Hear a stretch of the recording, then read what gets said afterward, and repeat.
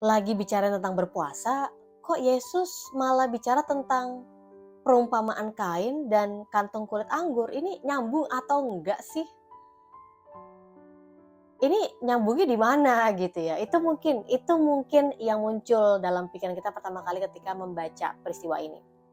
Kalau kita mau perhatikan, kalimat yang Yesus katakan kepada para murid Yohanes adalah, emang bisa kita memotong kain yang baru dan menambalnya untuk menutupi kain lama yang udah bolong gitu ya. Emang bisa kita pakai kantung kulit anggur yang udah lama untuk menyimpan anggur. Ini maksudnya apa? Kok berpuasa tiba-tiba ngerembet ke secari kain dan tentang kulit kantung anggur, ini maksudnya apa? Kita nggak mungkin ya beli kain jeans yang baru untuk kita tambal ke kain jeans yang lama. Bener dong, karena kelenturannya aja udah beda. Bahkan dari warnanya aja udah nggak matching gitu ya. Biasanya mungkin kita kalau misal sekarang orang-orang tuh pada suka gunting dan mengolah kembali jeans-jeans yang lama, tapi kan pasti dengan kain jeans yang lama ya. Kalau ada kain jeans yang baru pasti kita akan pakai langsung, kita nggak akan tuh gunting itu, sayang banget gitu kan. Termasuk tentang kantung kulit anggur. Jadi di zaman dahulu orang Israel itu untuk menyimpan anggur itu mereka pakai dari kulit hewan. Ya, sehingga ketika menyimpan anggur itu dan anggur itu berfermentasi kan mengeluarkan gas ya. Karena kantung kulit anggur itu masih bagus, jadi kan bisa lentur gitu ya. Tapi kalau misalnya orang Israel nih ada yang mau nyimpan anggur tapi pakai kantung kulit yang lama, pasti akan meledak. Kenapa? Karena kantung kulit itu udah nggak lentur dan udah nggak bisa dipakai gitu ya. Jadi pasti anggurnya akan kebuang dan ya sayang aja. Jadi ada dua hal yang sama nih yang kita lihat ya dari jawaban Yesus kepada para murid Yohanes.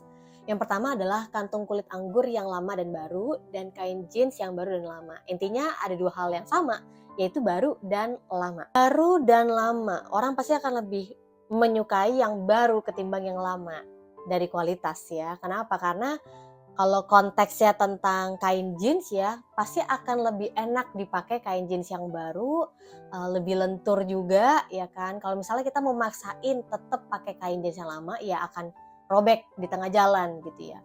Atau enggak misalnya kalau kita mau maksain pakai kantung kulit anggur yang lama, ya udah bakal kebuang dan sia-sia aja. Jadi kita akan memilih kantung kulit anggur yang baru. Makna dari perumpamaan ini adalah seseorang yang udah terbiasa dengan tradisi, dengan kebiasaan yang dilakukan 30, 40, 50 tahun, dia nggak akan mudah untuk menerima nilai kebiasaan maupun tradisi yang baru gitu ya. Kenapa? Karena ya udah nyaman, udah akrab dengan kebiasaan itu, dan untuk mempelajari yang baru lagi, membiasakan hal yang baru lagi dalam hidup saya, aduh PR lagi. Penting dari perumpamaan ini adalah kebiasaan atau nilai-nilai tradisi yang kita terima seumur hidup kita itu membentuk nilai kepercayaan kita. Dan gak sadar, tapi iya, itu membentuk nilai-nilai kepercayaan kita terhadap Tuhan dan sesama. Termasuk tentang kerajaan Allah. Kerajaan Allah itu dianggap sebagai hal yang baru sehingga sulit untuk dimengerti, apalagi untuk dilakukan. Kenapa? Karena keselamatan itu banyak bicara tentang kebenaran yang kontras banget nih yang kita dapetin dari dunia ini. Ya, kenapa? Karena dunia ini kan berada sekarang dikuasai oleh si jahat. Sedangkan kebenaran ini kan datangnya dari Allah, pasti akan kontras gitu. Nah, perhatikan, Yesus itu lagi menyampaikan penjelasan ini di hadapan orang Israel yang udah terbiasa dengan yang namanya tradisi. Ya, Yesus sendiri tidak bertujuan untuk mengajarkan satu keagamaan yang baru, enggak. Yesus justru mengajarkan apa yang udah Allah sampaikan kepada bangsa Israel dengan benar. Kenapa? Karena bangsa Israel itu mereka udah terkontaminasi dan pandangan mereka, kepercayaan mereka tuh udah bias dari yang sebelumnya. Buktinya apa? Buktinya mereka lebih menyukai yang namanya tradisi ya dari keagamaan mereka ketimbang makna sesungguhnya dari keagamaan mereka. Jadi apakah mungkin kita yang sudah berusia 30, 40, 60 bahkan 80 tahun ini bisa untuk menerima nilai dan kebiasaan yang baru dari firman Tuhan, dari kebenaran? Saya percaya tidak ada yang mustahil bagi Tuhan.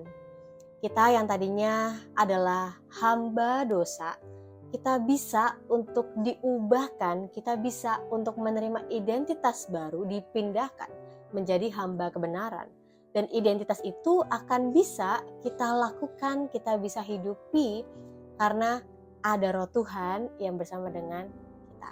Itulah yang saya jelaskan dalam buku saya yang pertama, buku Kerajaan yang Luar Biasa, yang bicara tentang kerajaan Allah.